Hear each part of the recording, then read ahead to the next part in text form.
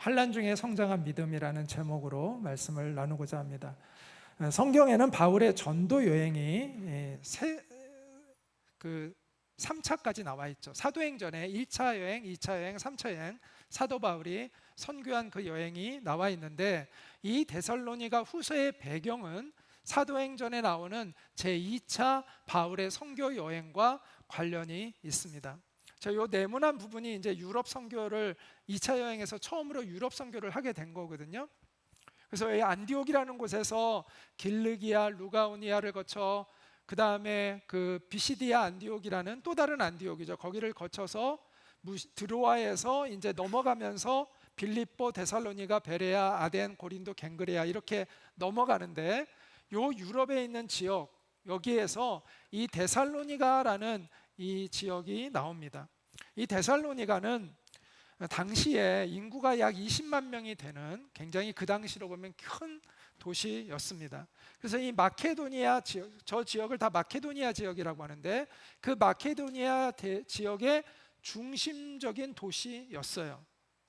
그래서 이 지역, 이 마케도니아를 복음화하는 목적을 가진 바울에게 있어서 이 데살로니가 교회는 굉장히 중요한 목표가 되었을 것입니다. 그리고 그 도시에서의 전도는 매우 성공적이었어요. 그래서 많은 사람들이 복음을 듣고 예수님을 믿게 되었습니다. 이것을 시기한 사람들이 있었어요. 누가 시기할까요? 유대인들이었습니다. 그래서 유대인들 중에서 난폭한 사람들이 바울을 잡기 위해서, 해하기 위해서 이 바울이 있던 집에 찾아가요. 들이닥쳐요. 그런데 다행히 그때 바울이 없었어요. 그러니까 화가 안 풀리니까 누구를 데리고 가냐면 바울에게 그 집을 제공해 준 그 집의 주인을 데리고 잡아갑니다. 그 사람이 야손이라는 사람인데, 야손을 관청에 끌고 가서 고소를 해요. 그가 이 바울이라는 그 사람을 그 집안에 들여가지고 그 사람 때문에 온 지금 여기가 소동이 일어나고 난리가 났다, 무질서하게 됐다, 그러면서 이제 고소를 합니다. 물론 이제 그게 억울한 일이었기 때문에 혐의가 없어서 이제 풀려나요. 야손이 풀려나서 이제 바울이 안전하지 않다는 걸 알게 된 거예요. 그래서 바울을 권유해가지고 빨리 여기서 피신해야 된다고 해가지고 바울을 어디로 피신시키냐면 베레아로 피신을 급히 시키게 됩니다.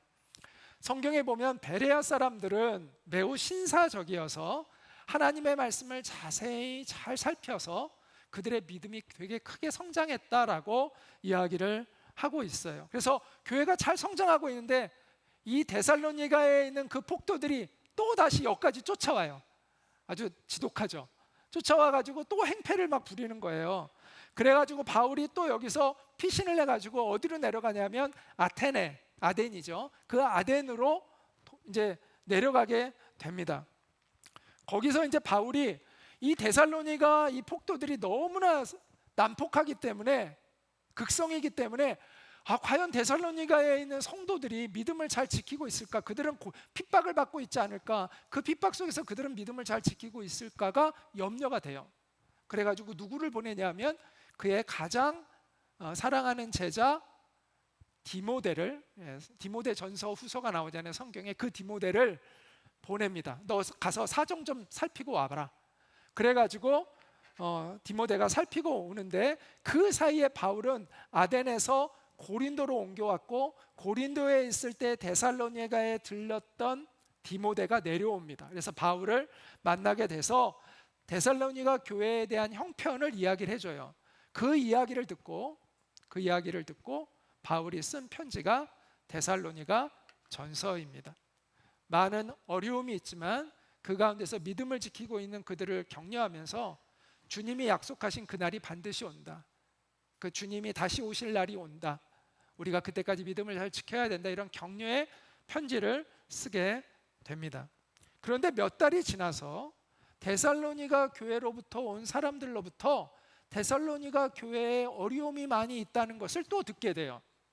그 어려움들이 뭐냐면 세 가지의 큰 문제가 있었습니다. 첫째, 핍박이 더 심해졌어요. 두 번째, 사도 바울이 주님이 다시 오실 거다, 그날을 기다려야 된다라고 얘기했는데, 그거를 이용해서 사람들에게 공포심을 주는 마지막 날이 아주 이미 임했다. 지금은 이제 마지막 때야. 이미 임했어. 그렇게 이야기하는 거짓 선지자들이 나타나기 시작했어요. 바울이 우리한테도 그렇게 얘기했어. 그러면서 성도들을 막 요동시켜 뭐라고 해야 될까요?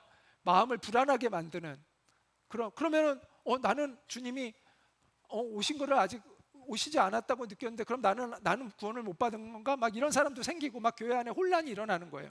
그런 거짓 선지자들의 문제가 있었어요. 또 하나 여기서 규모 없는 이라고 성경에 표현되고 있는데 이게 어떤 사람들이냐면 게으른 사람을 얘기하는 거예요. 일하지 않고 게으른 사람. 어차피 뭐 주님이 오신다는데 그럼 우리가 이제 곧 오시는데 그럼 우리가 열심히 일할 필요가 뭐 있어?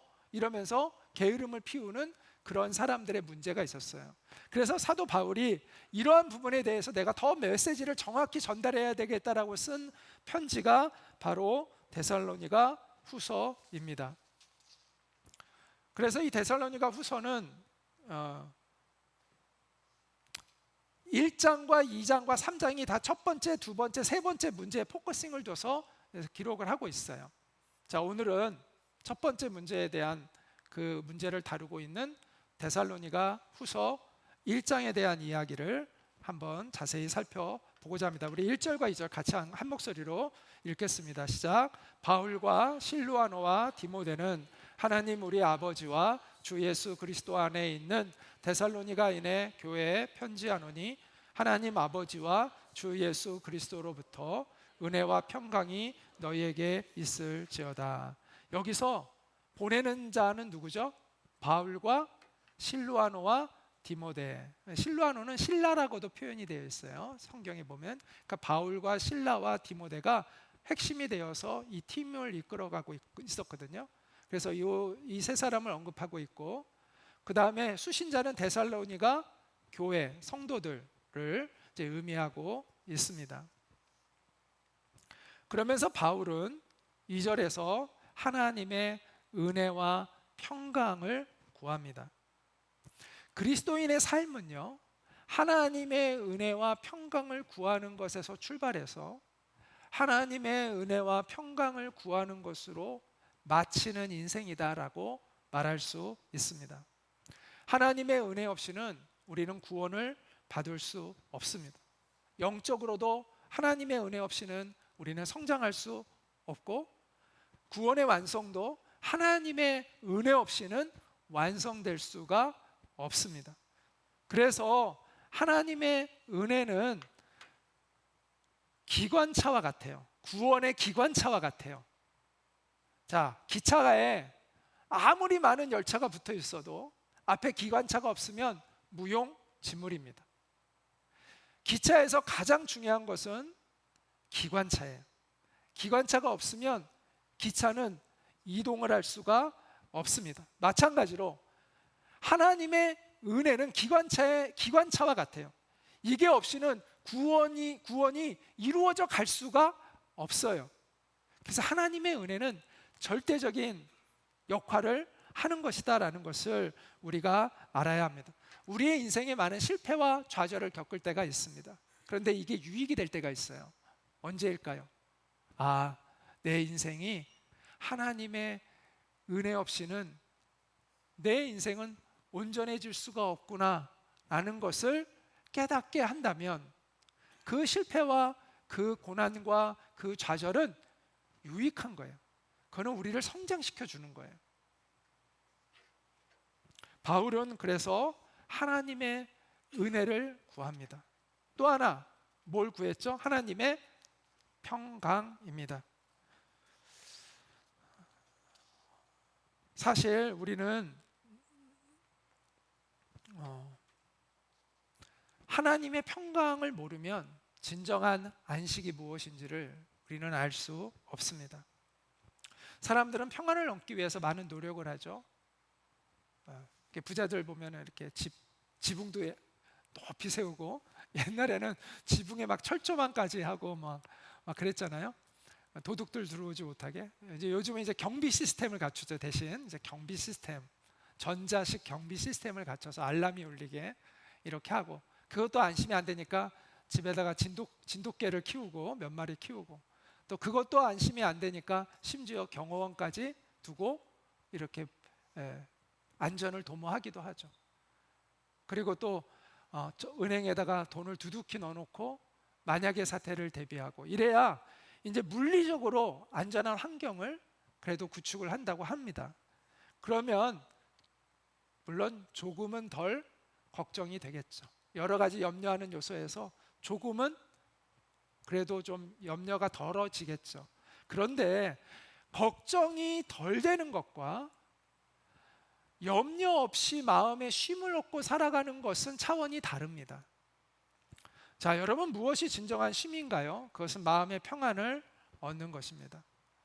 아무리 물리적인 환경을 그렇게 갖춘다 하더라도 마음의 쉼이 없으면 평안을 얻을 수가 없습니다. 자, 평안을 얻지 못하는 사람은 잠을 잘 못 자요. 그래서 성경에 무슨 말씀이 있냐면 하나님을 사랑하는 자에게 하나님이 잠을 주시는도다라는 표현이 있어요. 마음이 평안해야 평안히 잠을 이룰 수가 있어요. 그런데 하나님을 신뢰하는 사람은 비록 그가 지금 가진 것이 없고 또 문제가 있다 하더라도 마음의 평강을 누릴 수 있어요. 당장 내일 먹을 것이 없고 또 당장 내일 어떤 일이 닥칠지 몰라도 하나님이 주시는 평강을 가지고 있는 사람은 오늘 하나님께 감사하고 오늘 하나님께 찬양하고 하나님 안에서 기쁨을 누릴 수가 있어요. 그게 바로 하나님이 주시는 평강이에요. 하나님이 주시는 평강은 놀랍게도 우리의 환경과 상관없이 누릴 수 있는 힘이 있어요. 왜? 하나님이 내 인생을 책임져 주신다고 믿기 때문에. 내가 내 인생을 스스로 책임지는 것이 아니라 하나님이 나의 인생을 이끌고 계시다는 것을 믿기 때문에 비록 내가 좀 굶을 수는 있지만 내가 여기서 이렇게 인생이 끝나지 않으리라는 걸 알기 때문에 담대함을 가지고 오늘의 이것들을 견디면서 때로는 또 즐기기도 하면서 또 이 안에서 하나님의 때를 기다리며 안식할 수가 있는 것이죠. 그런 평안이 여러분 가운데도 있기를 축복합니다.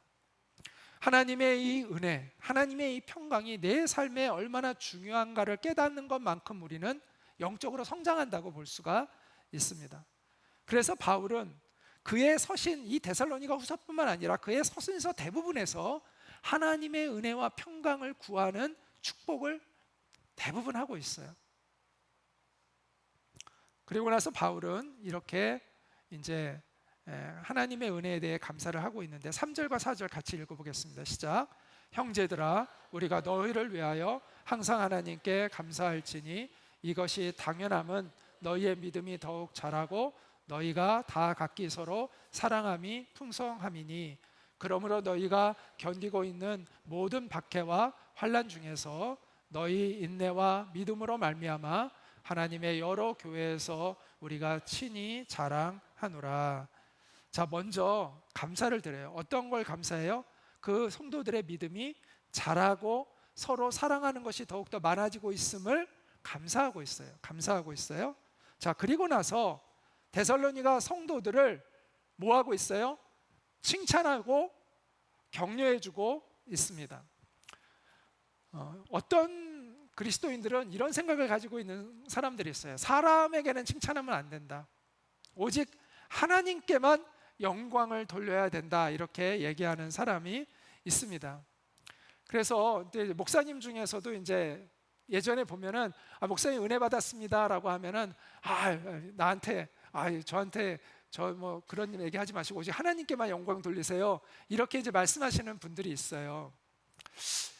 근데 저는 누가 저한테 그렇게 얘기하면 이렇게 얘기를 해요. 저를 격려해 주셔서 감사합니다라고 이야기를 해요. 네. 왜냐하면 우리가 사람을 칭찬하고 격려해 주는 것이 하나님께 영광을 안 돌리는 것이 아니거든요. 이게 사람을 칭찬하고 격려해 주면 하나님의 영광을 빼앗아 가는 것이라는 이 생각은 저는 옳은 생각이 아니라고 생각해요. 물론 우리는 하나님께 영광을 돌려야 합니다. 하나님께만 영광을 돌려야 합니다. 저도 그렇게 얘기를 해요. 하나님께만 영광을 돌려야 돼요. 오직 우리의 예배, 오직 하나님만 영광 받아주세요 라고 그렇게 기도를 합니다. 자, 그러나 우리가 사람을 칭찬하지 그러면 안 해야 되냐? 그건 아니라는 거예요. 바울이 칭찬하고 있잖아요. 예수님도 칭찬을 하시더라고요, 사람들을. 칭찬하는 것과 하나님께 영광을 돌리는 것이 이게 분리되는 게 아니에요. 그러니까 칭찬을 한다고 해서 하나님의 영광을 가리는 것은 아니에요. 우리가 칭찬받을 일을 한 사람들에게 칭찬을 해주는 것도 필요해요. 어떤 게 그럼 하나님의 영광을 가로채는 것이냐? 그거는요, 자기가 자기를 지나치게 자기가 스스로 칭찬하는 거, 이러면 문제가 되죠. 덕이 안 되죠, 이러면. 또 하나는 나에게 어떤 이익을 주는 어떤 사람을 아부하면서 그 사람을 막 이렇게 막 신격화시키고 막 절대화시키는 이런 게 이제 하나님의 영광을 가로채는 잘못된 행위이고, 칭찬을 받아 마땅한 사람에게 적절한 칭찬을 해주는 것은 아름답고 좋은 것입니다. 아까 얘기했죠, 예수님도 칭찬하셨다고. 예수님이 칭찬한 몇몇 사람들 한번 예를 들어볼까요? 자, 예수님께 와서 자기 하인을 고쳐달라고 했어요. 그 예수님이 그래 알았어, 내가 백부장이 왔어요. 백부장은 이제 로마 장교예요. 이방인이에요? 로마 장교예요. 유대인이 아니에요? 이방인이에요? 로마 장교예요? 근데 이 사람이 자기 하인을 사랑하는 마음으로 와서 자기 하인이 지금 병들어 죽게 되었으니 예수님 고쳐주세요 라고 했어요. 예수님이 얼마나 기특해요. 그래 내가 그럼 가서 고쳐줄게 그랬더니 이 백사장이래 백부장이 이 백부장이 뭐라고 얘기를 하냐면, 예수님 가실 필요 없어요. 그냥 말만 하시면 되죠. 뭐 그냥 나으라고 말만 하시면 종이 나올 줄 믿습니다 라고 얘기했더니 예수님이 깜짝 놀래요. 그러더니 알았다, 그래 네 하인이 이제 나았다 라고 하니까 백부장이 믿음으로 가요. 그러면서 예수님이 놀래가지고 사람들에게 야, 내가 이만한 믿음을 이스라엘에서 본 적이 없다라고 하면서 칭찬을 해주세요. 또 니고데모라는 바리새인, 예수님이 바리새인과 많이 이렇게 분쟁을 많이 하셨잖아요. 갈등을 빚었잖아요. 근데 예수님께 칭찬받은 바리새인이 있어요. 니고데모라는 사람이에요. 이 니고데모가 예수님께 왔을 때 이 니고데모에 대해서 예수님이 뭐라고 하시면 나는 너를 이미 알고 있었다라고 하세요. 그러면서 너는 마음에 간사함이 없는 친실한 사람이다 라고 칭찬을 해주셨어요. 그래서 니고데모가 깜짝 놀랐어요. 또 한 사람 있죠. 예수님의 발 앞에 옥합을 깨트려서 예수님의 그 장례 십자가의 죽음을 이렇게 준비했던 여인이 있었어요. 사람들이 야, 너 그 돈이 얼마나 비싼 돈인데 그 돈이면은 가난한 사람들 엄청 많은 사람을 도울 수 있었을 텐데 너 이렇게 물건 해프게 말이야 이렇게 낭비하고 이래도 되겠어 그랬는데 예수님이 그런 소리 하지 말아라. 이 여인이 한 일은 옳은 일을 한 거다. 그녀는 나를 사랑하는 마음으로 나의 장례를 준비한 거다. 가난한 사람들은 너희와 항상 있겠지만 나는 너희와 계속 같이 있는 것이 아니다. 그녀가 한 행위는 옳은 일이었다라고 칭찬을 해 주셨습니다. 이처럼 예수님도 칭찬하고 계세요. 남을 비판하는 건 잘하는데 남을 칭찬하는 거 잘 못하는 사람들이 의외로 많습니다. 저도 그 사람 중에 한 사람인 것 같아요. 근데 이게 사랑이 부족한 거예요. 이런 사람들이 사랑이 많이 부족한 것입니다.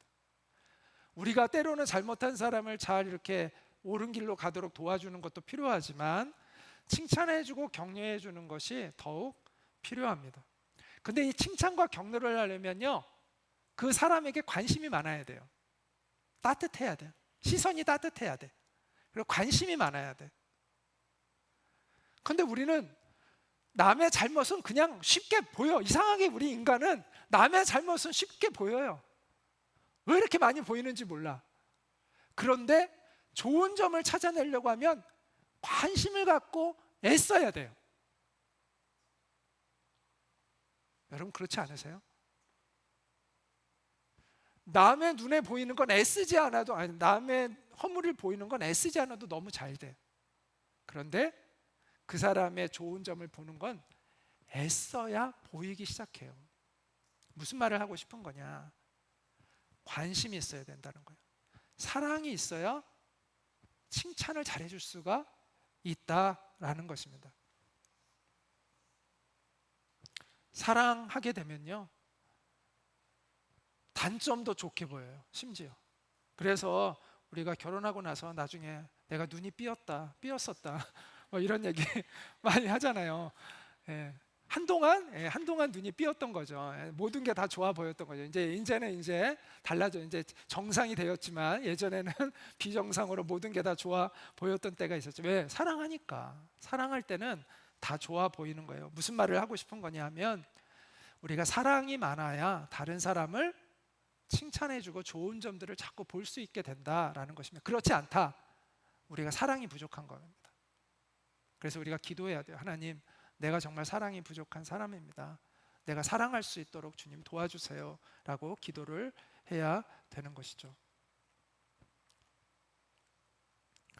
하나님께 늘 감사하시고 또 주위에 있는 사람들에게 칭찬과 격려를 많이 하는 여러분이 되시기를 바랍니다.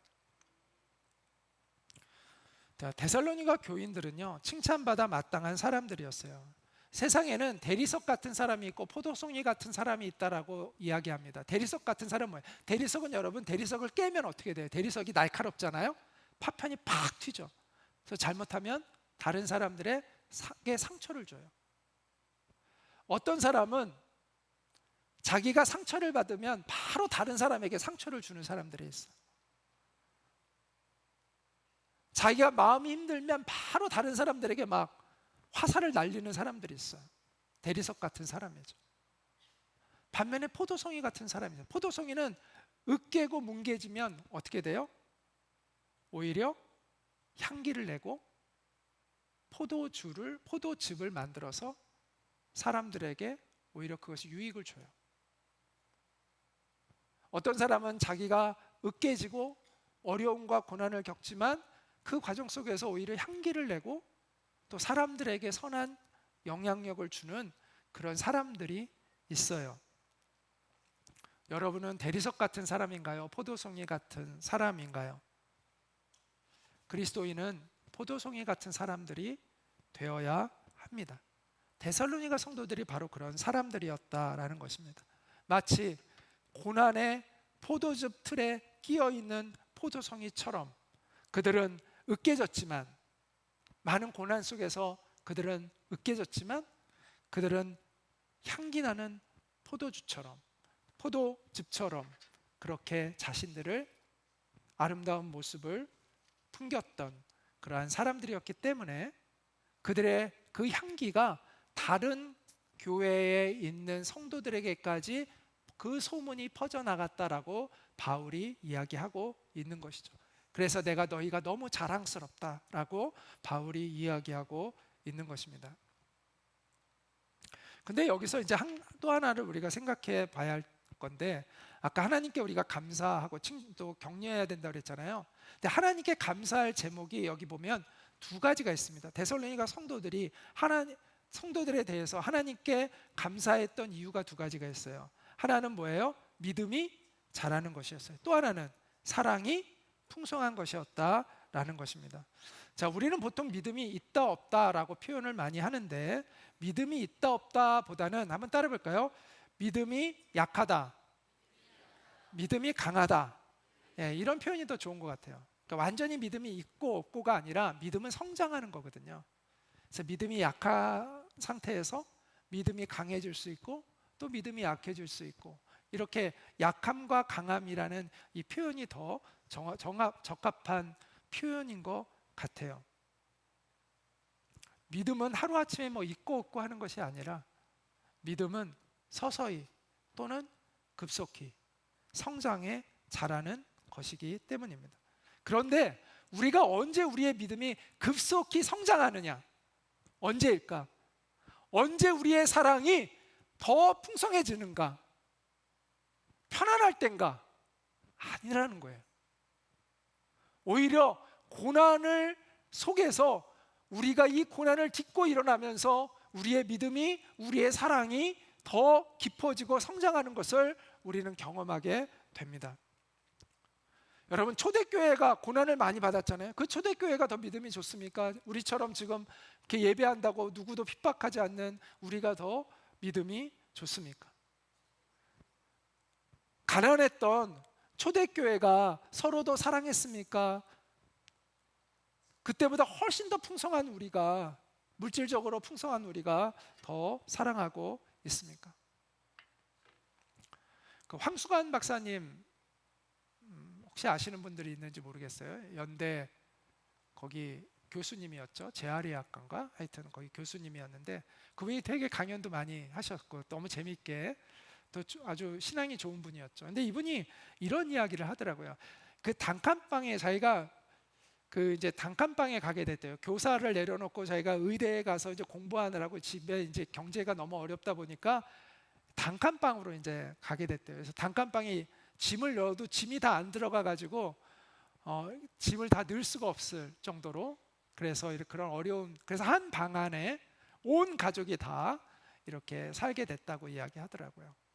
그런데 지금 와서 돌이켜 보니 그때는 서러운 마음에 와이프도 울고 자기도 마음이 좀 많이 섭섭한 마음도 있고 했는데 지나고 나니까 그때가 있었기 때문에 우리 가족이 이렇게 화목할 수 있었다. 만약 그때가 없었다면, 우리 가족이 서로 그 어려움을 함께하는 시간들이 없었다면 지금과 같은 이런 서로 사랑하는 가족을 이루기는 어려웠을 것 같다라는 생각이 들었다고 하더라고요. 그래서 오히려 그 단칸방 생활이 우리에게 있어서는 유익이었다라고 고백하는 걸 들었습니다. 여러분, 마찬가지로 우리가 당장 눈에 보이는 것이 좋다고 해서 좋은 것이 아닙니다.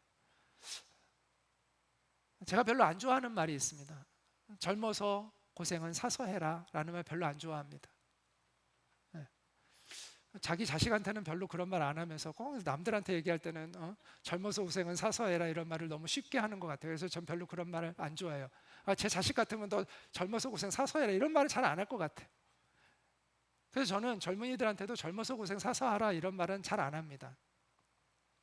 그런데 이런 말은 해주고 싶어요. 이미 고생하게 된 것은 잘 감당해야 된다는 거예요. 여러분, 일부러 고생 사서 할 필요 없어요. 인생 자체가 고생이에요. 지금 아니어도 고생이 곧 와요. 너무 그러고 일부러 고생 안 해도요, 고생하게 돼 있어요. 인생은 그렇게 만만한 게 아니에요. 고생을 하게 돼 있어요. 그런데 고생을 할 때, 그 고생을 맞이할 때 내가 어떤 태도로 그 고생을 맞이하느냐가 그 사람의 운명을 바꿉니다. 결정합니다.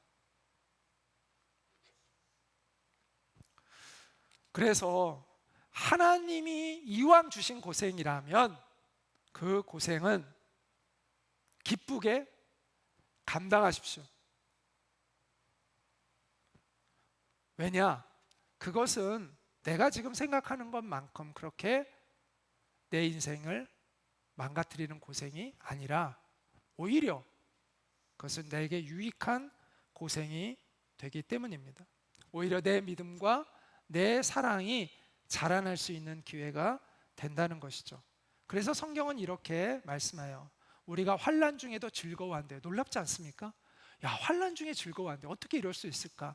이 비밀을 아는 거예요. 환난이 인내를 낳고 인내는 연단을 낳고, 연단이라는 건 인격이 성숙해가는 걸 얘기하는 거예요. 예수님을 닮아가는 걸 얘기하는 거예요. 인내가 우리를 예수님을 닮아가는 존재로 다듬어가고, 그래서 이 연단은 우리 안에 하나님이 주신 소망을 이루게 함이라. 그러면서 이 우리 안에 주신 이 소망이 우리 안에 우리를 실망스럽게 만들지 않는 것은 우리에게 주신 하나님의 성령으로 말미암아 하나님의 사랑이 우리 마음에 깨달아짐이니라고 이야기합니다. 하나님의 사랑을 더 깊이 이해하는 그러한 기회가 되고 내 사랑이 커지게 된다는 거예요.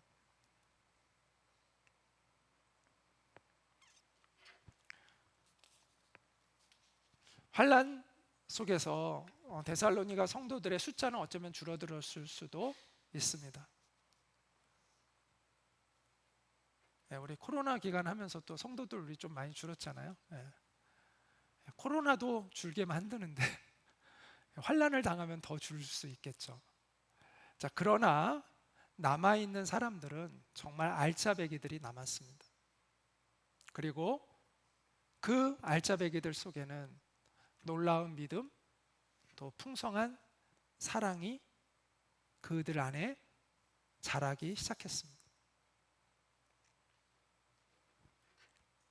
그러면서 바울은 이렇게 그들을 칭찬하면서 또 격려하면서 감사하면서 이제 이렇게 이야기를 하는데, 같이 한번 읽어볼까요? 이는 하나님의 공의로운 심판의 표요 너희로 하여금 하나님의 나라에 합당한 자로 여김을 받게 하려 함이니 그 나라를 위하여 너희가 또한 고난을 받느니라. 여기서 이는 이라고 이야기를 하는데, 이는 영어로는 all this, 이 모든 것은 이라는 이 말은 무엇을 얘기하는 거죠?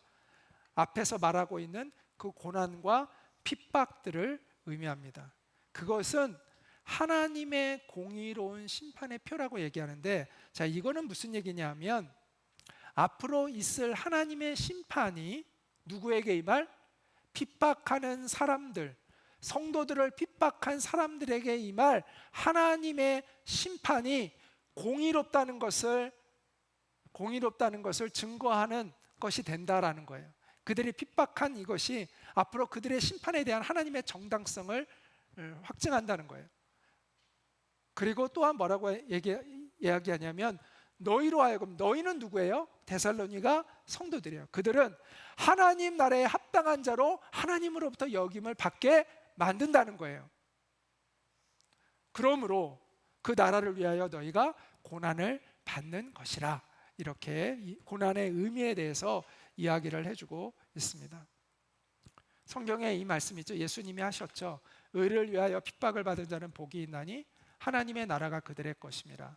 나로 말미암아 너희를 욕하고 박해하고 거짓으로 너희를 거슬러 모든 악한 말을 할 때는 너희에게 복이 있나니 기뻐하고 즐거워하라. 하늘에서 너희의 상이 큼이라. 너희 전에 있던 선지자들도 이같이 박해하였느니라. 이게 같은 맥락 안에 있는 말씀이죠. 이처럼 우리가 예수의 이름 때문에 고난을 받는다면 그것은 우리가 하나님의 백성이 되었다는 증거를 받은 것이다. 그러므로 오히려 기뻐해라 라고 말씀하고 있습니다. 물론 여기서 우리는 한 가지 유의를 해야 될 게 있어요. 뭐냐면 우리가 당하는 고난은 의로운 고난도 있지만 때로는 우리의 실수와 우리의 잘못 때문에 당하는 고난도 있습니다. 이 둘은 구분을 해야 돼요. 우리의 실수와 잘못 때문에 당하는 고난이 있다면 뭐가 필요해요? 회개를 해야죠. 그리고 우리가 정말 믿음 생활을 옳게 하기 때문에 받는 환난이 있다면 우리는 뭐 해야 돼요? 기뻐해야죠. 이 둘은 구분을 해야 돼요.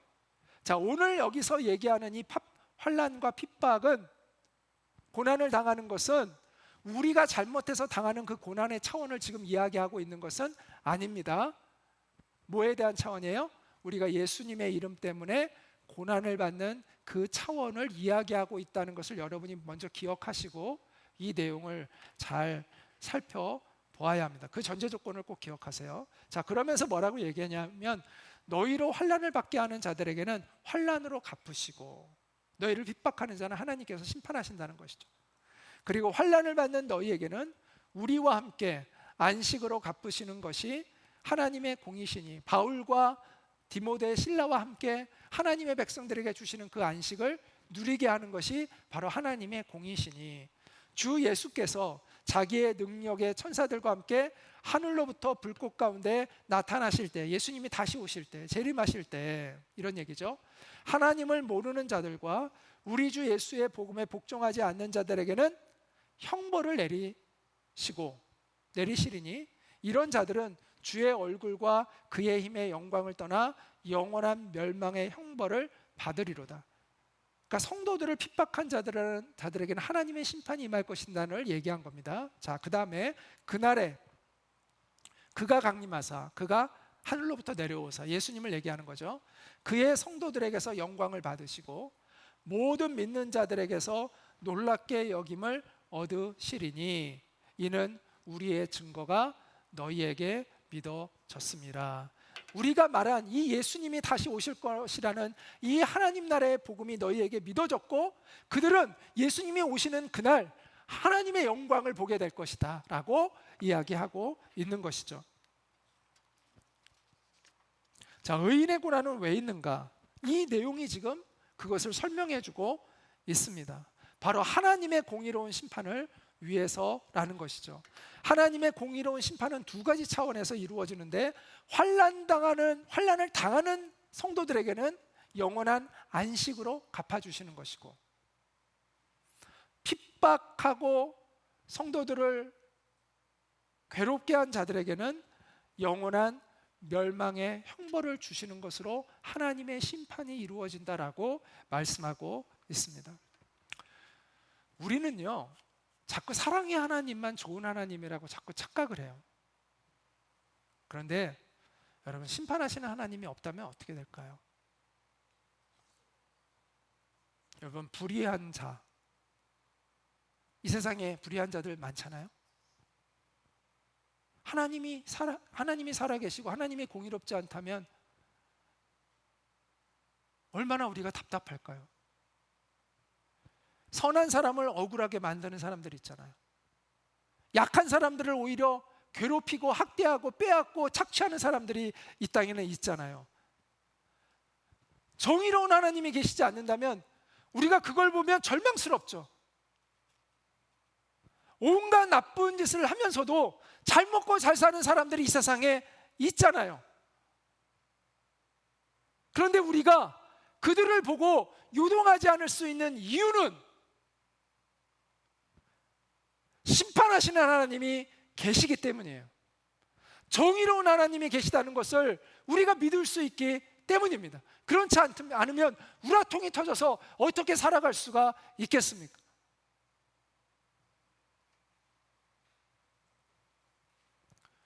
여러분, 심판하시는 하나님이 없다면 그 억울한 일을 당해서 가슴 아파하는 사람을 우리가 어떻게 위로해 줄 수가 있겠습니까?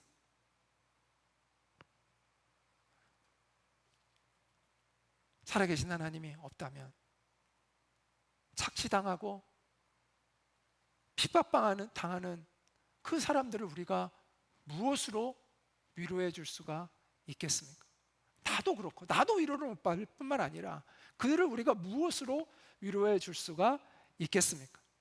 사랑의 하나님만 좋은 것이 아닙니다. 심판하시는 하나님이 계시기 때문에 좋은 것입니다. 사랑의 하나님만 우리는 자꾸 찬양하려고 하는데, 심판하시는 하나님도 우리는 찬양해야 합니다. 사랑의 하나님이 계신 것만이 복음이 아니라 심판하시는 하나님이 계시다는 것이 또한 복음인 것입니다. 우리는 고통이 오면 금방 헤어나고 싶어 합니다. 불의를 보면 바로 정의를 외칩니다. 병에 걸리면 바로 빨리 낫고 싶어 합니다. 우리의 마음은 항상 조급합니다. 그리고 우리는 우리가 기도한 대로 되지 않을 때 쉽게 낙심하고 지칩니다. 그래서 우리는 하나님이 우리의 고통을 외면하고 계시다는 그런 생각을 합니다. 그러나 하나님은 살아계십니다. 그리고 우리의 고통을 외면하고 계시지 않습니다. 하나님은 반드시 마지막 날 그 모든 것들을 바로 잡으시겠다고 약속하고 있습니다. 심은 대로 거두게 될 것이라고 말씀하고 있습니다. 의를 심은 자는 영원한 안식으로, 불의를 심은 자는 영원한 멸망으로 하나님이 심판하실 것이라고 약속하고 있습니다. 그러므로 현재 우리의 눈이 가려지게 하지 마십시오. 지금 당장 내 눈앞에 보이는 상황 때문에 하나님을 바라보는 우리의 눈이 흐려지지 않도록 하시기 바랍니다. 우리는 자꾸 우리의 시계로 하나님의 그 시간을 재려고 합니다. 그래서 우리는 조급하고 또 인내하지 못할 때가 많이 있습니다. 구원의 손길을 하나님이 금방 베풀어 주시지 않으면 하나님께서 나를 돌보시지 않는다고 생각할 때가 있습니다. 그러나 하나님은 약속합니다. 하나님은 좋을 때나 슬플 때나, 내가 하나님을 가까이 느끼고 있을 때나 그렇게 있지 못할 때나 하나님은 우리와 함께 하신다고 성경은 분명하게 우리에게 알려주고 있습니다. 주님이 재림하실 때, 하나님의 심판이 임하는 그날, 주님의 나라를 위해서 고난을 받았던 사람들은 하나님의 영광이 약속되어 있습니다. 그래서 우리는 우리를 핍박하는 사람들을 용서할 수 있습니다. 예수님을 십자가에 못 박는 사람들을 위해서 이렇게 기도하셨잖아요. 저들의 하는 일을 알지 못하고 있습니다. 저들을 용서해 주십시오. 우리도 정말 하나님의 약속을 믿는다면 우리도 우리를 핍박하는 자들을 정말 진심으로 불쌍히 여기고 예수님과 같은 기도를 할 수 있을 것입니다. 저들의 하는 일을 알지 못합니다. 저들을 용서해 주십시오.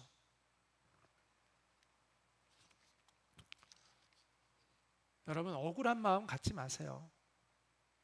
여러분, 억울한 일을 당했어도 억울한 일을 당했다는 것은 감사한 거예요. 왜냐하면 내가 잘못이 없는데 그런 대우를 받고 있다는 거잖아요.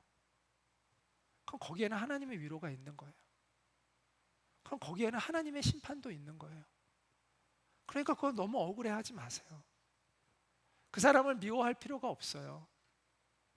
하나님이 바로 잡으세요. 그걸 믿고 여러분이 오히려 그를 긍휼히 여기고 하나님께 오히려 그를 위하여 기도할 때 믿음이 성장하는 거예요.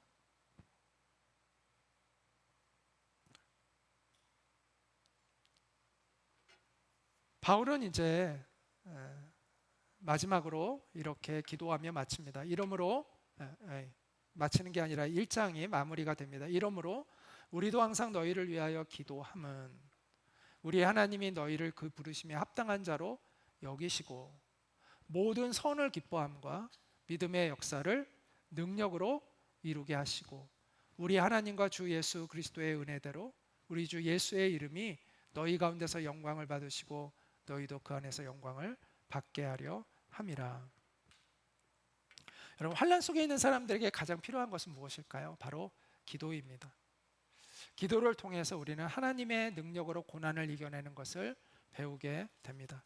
그것을 바울은 너무나 잘 알고 있었고 경험하고 있었기 때문에 자기가 세운 그 교회, 데살로니가 교회는 바울이 세운 교회잖아요. 그래서 자기가 세운 그 교회, 사랑하는 그 성도들을 위해서 이렇게 하나님의 능력으로 그들이 고난을 이겨내는 믿음을 가지고 성장할 수 있도록 기도하고 있습니다. 자, 진정한 그리스도인은 내가 원하는 것을 얻는 것이 기도가 아니라 하나님의 뜻을 이루어가는 것이 기도라는 것을 알고 있습니다. 여러분은 무엇을 위해서 기도하시나요? 여러분이 원하는 걸 얻기 위해 기도하고 계시나요? 아니면 하나님의 뜻을 알고 그 뜻을 이루기 위하여 기도하고 계시나요? 바울은 데살로니가 교회에서 환난이 빨리 없게 해달라고 기도하지 않았습니다. 바울은 이 환난 속에서 그들의 믿음이 성장하고 있는 것을 보면서 단순히 인간적인 눈으로 기도하고 있는 것이 아니라 더 깊은 하나님의 뜻을 헤아리며 기도하고 있는 것을 우리가 살펴보게 됩니다. 첫째로 바울은요, 데살로니가 성도들이 하나님의 부르심에 합당한 사람이 되게 해달라고 기도하고 있습니다. 이게 더 중요하다는 거예요. 하나님의 부르심에 합당한 사람이 되는 게 고난에서 벗어나는 것보다 훨씬 더 중요하다는 거예요. 빨리 고난에서 벗어나는 게 중요한 게 아니라 하나님의 부르심에 합당한 사람이 되는 것이 중요하다는 거예요. 그래서 바울은 무엇을 위하여 먼저 기도하냐? 그들이 하나님의 부르심에 합당한 자가 되게 해 주십시오라는 기도를 하고 있습니다. 둘째로 바울은 무엇을 위해 기도하고 있죠? 그들이 선을 기뻐하고 선한 행위를 기뻐 행하고 믿음의 역사를 능력으로 이루게 해달라고 또한 기도하고 있습니다.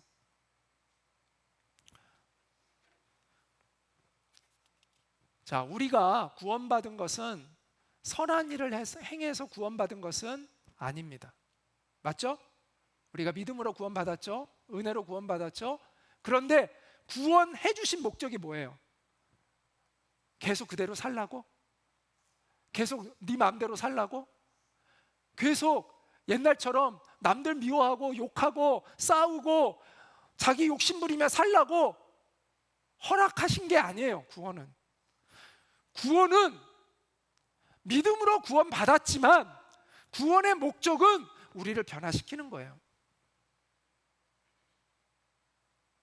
그래서 여러분 안에 누가 계세요?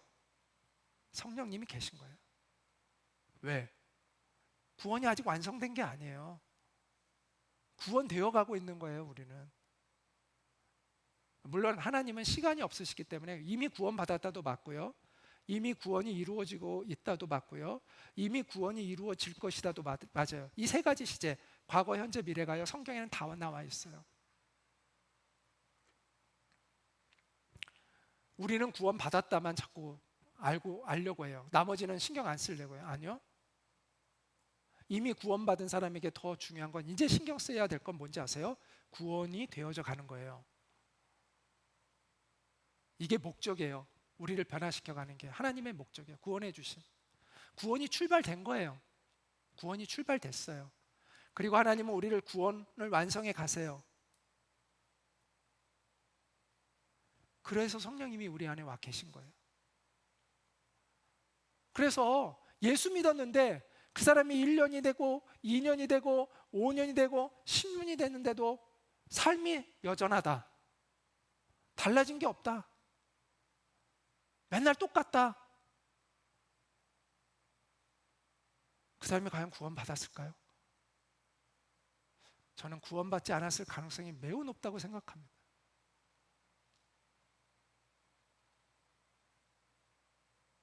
그런 사람에게 너는 구원받았다는 걸 믿어야 된다고 우리가 말해줘야 될까요? 너의 믿음을 다시 잘 점검해봐라 라고 말해줘야 되겠죠. 너 아닐 수 있는 것 같아. 너 안에 성령님이 안 계신 것 같아. 너의 믿음을 다시 한번 점검해봐 라고 말해줘야 되지 않을까요?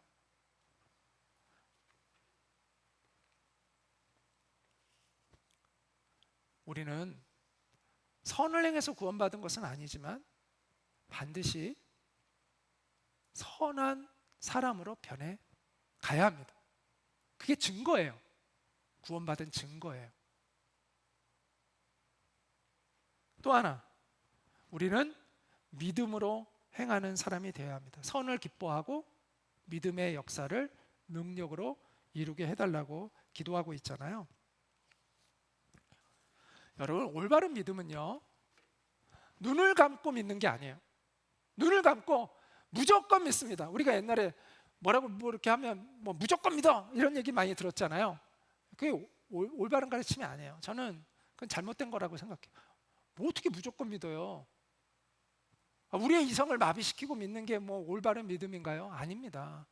믿음에는요, 근거가 있어야 되는 거예요. 바른 근거가. 바른 근거 없는 믿음은요, 잘못된 믿음이에요. 그건 광신이 되는 거고요, 자기 확신에 불과한 거예요. 우리의 믿음의 근거는요, 약속이 있어야 되는 거예요. 하나님의 약속. 하나님이 뭘 약속해 주셨는가? 눈을 분명히 뜨고 성경을 바르게 읽고 이 성경이 우리에게 무엇을 약속하고 있는가를 바르게 이해해야 바른 믿음이 나올 수가 있는 거예요.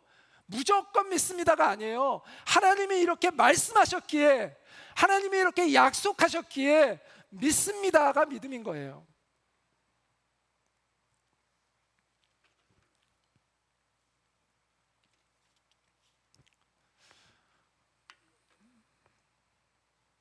합리적인 사고는요, 빨리 고난을 피하고 싶어 합니다. 그런데 믿음은 그 이상의 것에서 인생을 바라보게 도와줘요. 하나님의 약속 안에서 우리의 인생을 이성만이 아니라 믿음과 이성과 경험이 다 통합되어져서 바라볼 수 있는 새로운 시선을 갖게 만들어줘요. 그래서 때로는 이성과 경험을 초월한 믿음으로, 믿음의 근거가 있어야 된다 그랬죠. 무조건 믿는 게 아니에요. 약속이라는 근거를 가지고 믿는 거예요. 그래서 그 믿음의 근거에서 우리가 믿음으로 판단하고 믿음의 결정을 내려야 되는 것이죠. 사람들은 이성과 경험으로만 판단을 내려서 의사결정을 하잖아요. 그런데 우리는 믿음으로 의사결정을 해야 돼요. 올바른 믿음으로, 하나님의 약속에 근거한 믿음으로, 성경이 내게 분명히 약속하고 있는 그 믿음으로 의사결정을 해야 되는 것이죠.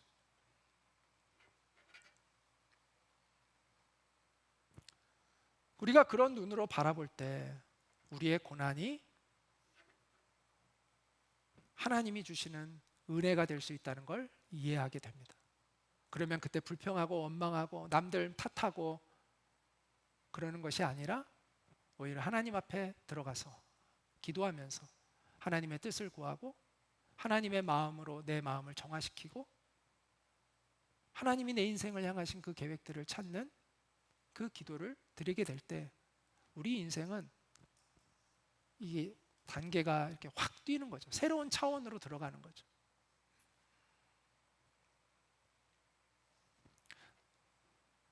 바울은 이제 마지막으로 예수님의 이름이 너희 가운데서 영광을 받으시고 이렇게 기도하고 있습니다.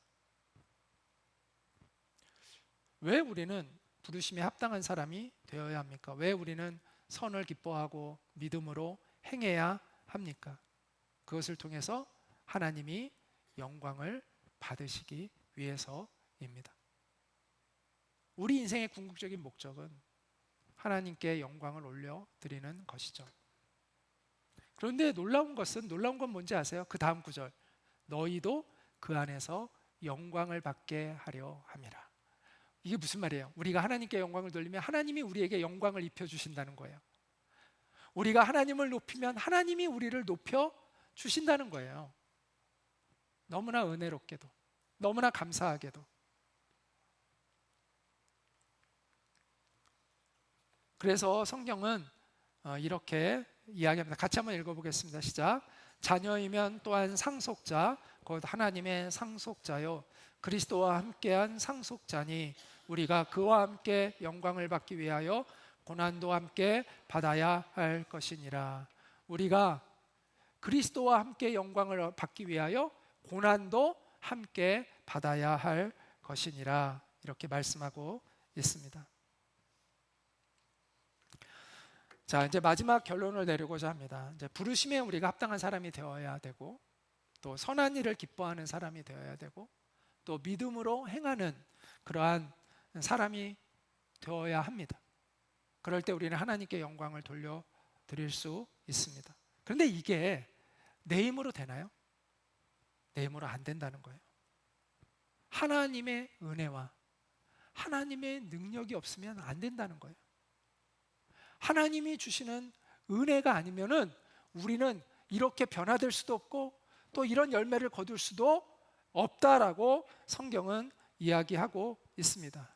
그래서 아까 11절에 능력으로 이루게 하시고 그의 능력으로, 하나님의 능력으로, 예수 그리스도의 능력으로 이것들을 이루게 하시고 라고 기도하고 있는 것이죠.